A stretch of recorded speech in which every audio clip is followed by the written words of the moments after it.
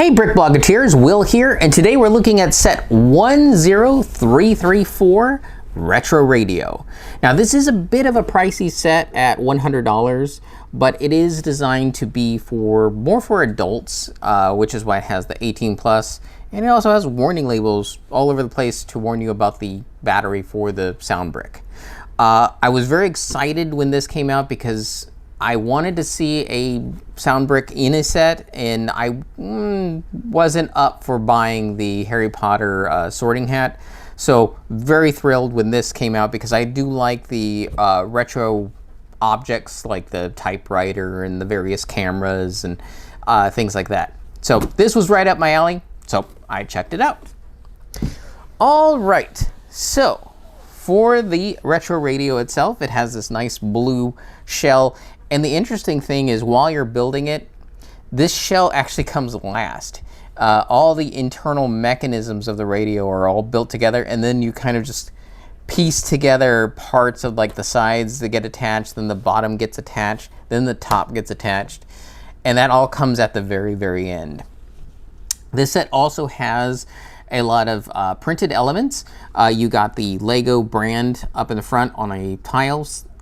Right in the middle where there's the AM/FM switch, above that is a panel with AM/FM. In the glass display where all the frequencies are, those are printed tiles. And then you also have for the on and off, there's macaroni tiles above that say on and off. All right, for features, let's start at the top. You have a handle that can swivel front and back. And when it's upright, ready for carrying, this puts all the bricks sideways, which means it handles weight very, very well, especially if you add more weight to it. We'll get to that in a second. Also on top, we have an antenna. It's clipped on this side, and then it has a Technic joint that's a friction pin along with finger locking hinge, so that when you pull it up, it can be positioned all sorts of different ways. The antenna itself is designed to have candles going up and then switches to a 6-long bar with stopper up at the top. So it has the illusion of one of the telescoping antennas you'd find in a radio like this. And I like the clip so that it makes really nice storage. All right, moving on to the front of the model. It's also great to have all of these pieces. Most of these are actually modified plates with little ladders in white to give the whole design. And it's really hard to see, but you do build a speaker hole on this side of the grilling on the inside to make it easier for sound to come out. All right, we already talked a little bit about the AM/FM switch. This is not actually connected to anything functional. What this actually is a minifigure flipper attached to a bar, and it just gives you the illusion that, oh, now I'm on AM, now I'm on FM, switching, playing with it back and forth. The actual working components are these two knobs. The knob on the right is what changes the channel, and operating will actually move a needle inside the display in the glass. The needle is a actual magic wand in red that moves along in front of the printed tiles. It is important to note that this is actually what will trigger sound to take place. Now the reason why you get no sound when I'm currently moving it is because the radio is not on. This will engage a series of gears that work down and operate a Technic connector with balls on it, which will push down on a free floating element, which then pushes on the sound brick. Very complex, very, very interesting. Also important to note is when you turn it on, this will actually get a lot more resistant and actually handle like some sort of chunky channel changing. So you'll actually have audible clicks and have resistance to the knob moving. I did make a mistake when building this at first, where I didn't push the ball joints for the Technic connector all the way in.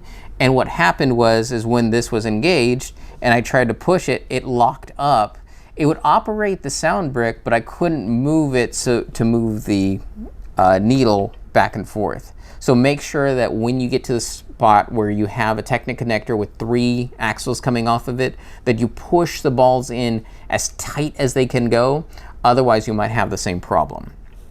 So let's give a little brief example of turning it on. The nice thing is there's also a nice audible click when this thing goes on and off, which might be a little hard to hear. But now that it's on, now when I operate this, oh, there's nothing on that channel.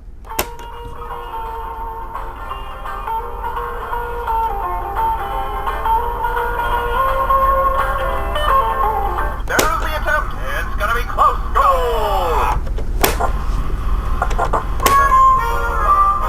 So all the sounds are going to be randomized. There are a total of, I believe, 10 sounds in this, and you might get the same sound being repeated. They're all fun to listen to, and it's just very, very enjoyable. But as you can hear, now when I move it, you do hear an audible click. Weather, another beautiful sunny day. Good for the astronaut and good for you. That's because you have a lot of friction going on here. So we're turning it off, and then we're moving on to the back side of this, because it is important to note that you have a sound brick here that might need changing with a new battery. So the way we get to that is at the bottom here is a spot for your finger that lifts up a whole panel, and then you can get to your sound brick. Now you're going to want to lay this flat, because if you're trying to put it back in, the little part that pushes on the button comes down and gets in the way.